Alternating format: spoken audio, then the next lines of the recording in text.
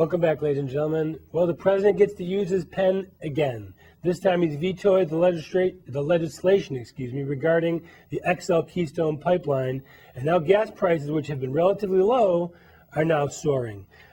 We knew that was going to happen. You knew he was going to veto that if it did get to his desk.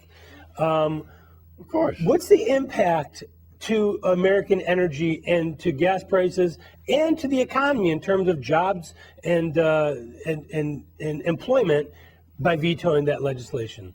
Well, first of all, energy development in the last 3 years has been the greatest thing we have had going for us as far as employment. Privately, yes, absolutely. I'm talking about the private sector.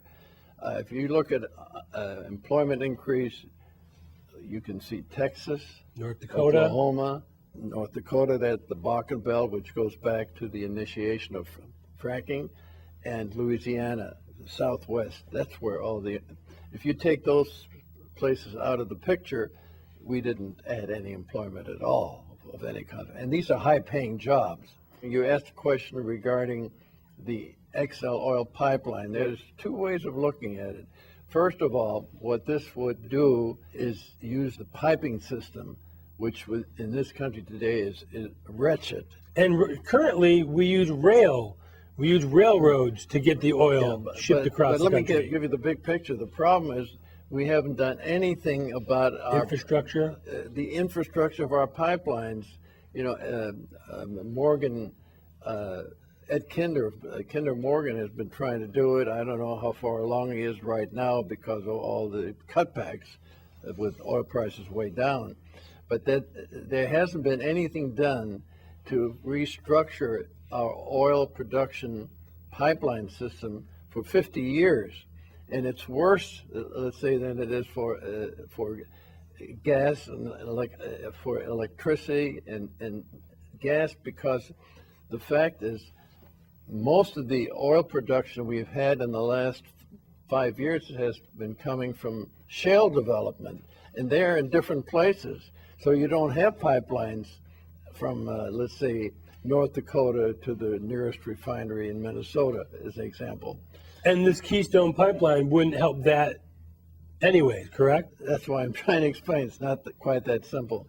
The Keystone Pipeline would take it over the border from Alberta. There's the Athabasca region in the Alberta province of Canada, where most of the Calgary-ish? No, Calgary is another province. Okay.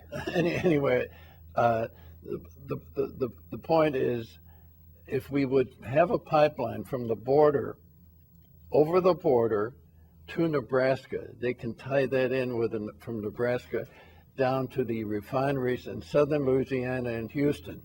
The whole thing is 100% political, because you've got the big buck liberal Hollywood types who say, oh no, this is against climatological purity. The environment. You also have railroad barons, and I will not name any names. Burlington Northern.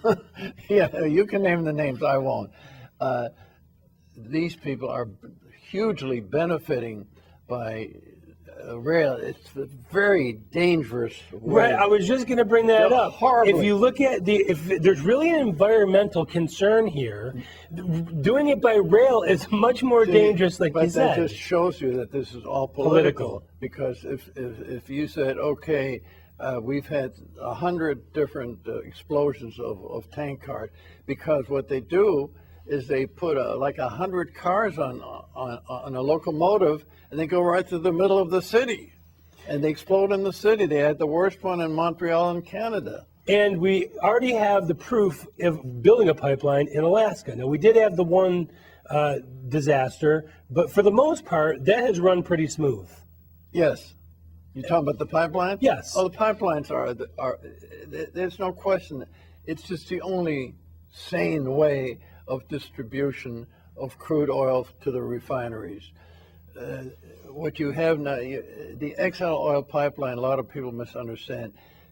The way our president dismisses it, he said, well, all it does is gives refineries a lot more cheap oil so they can ship it out of the country. They can ship the derivatives out of the country. That's the way he's dismissing it. Well, what's wrong with that? There's revenues generated. Exports. There's exports. That's export. But at the same time, what you have is the refineries have done a fantastic job of upgrading their capabilities, their technology.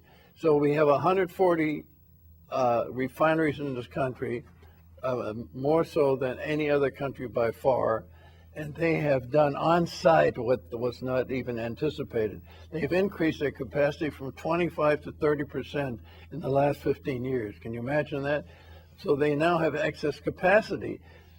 They can ship derivatives like gasoline, jet fuel, diesel fuel, and a new pipeline would be highly efficient, highly technological, state of the art. You got it. And you've got to have men to build these. And all you would do is where the president dismisses it, is all you're doing is putting money in the pockets of refineries.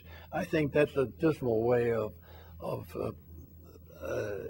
shutting out an opportunity. So it's got more to do with the people like Tom Steyer and Al Gore and the big money liberals that are trying to hold this back. It has all to do with that. That's the only justification. They have proven that there is nothing, no impact on nobody has proven that having the oil pipeline going from the Athabasca region of Alberta down to Nebraska and then tie it in, and instead of now they have to use tank cars to do it.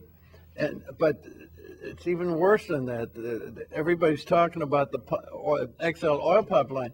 Why isn't somebody talking about a huge infrastructural system supported by the government, not done by the government, but support? You know, Roosevelt, when he came in 1933, he put all the efforts into infrastructure because he felt that's what give people jobs. We need to do it in order to go toward the energy independence we are so hopefully someday trying to find. Now, you know that's a hoax too, by the way. Do you know how much oil is being used or per barrel in this country every day? 20 million barrels. Yes, right on the money.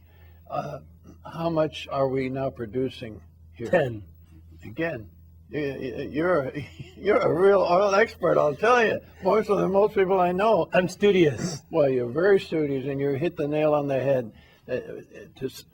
Simply said, we are now able to produce 50% of our own oil, and the rest of it, where's it come? Saudi Arabia, it's coming from Nigeria, it's coming from Venezuela, it's coming from the various OPEC countries. It's coming from Angola, you know. So, some nefarious people that we're getting it from. You know, the irony of the whole, you know, one of the main reasons why the prices of oil have been low is because right now they're when you say they're soaring because we've had refinery strikes. That could be temporary, because the price of crude oil here in this country is still pretty low. It's what they call WTI, West Texas Intermediate, is right now about 51, and the overall world price has gone back to 61. So I got a quick question. We have a minute left in this segment. Gas prices have gone up 30% in the past month or two, but the price per barrel of oil has not gone up 30%. Tell the folks where that comes from?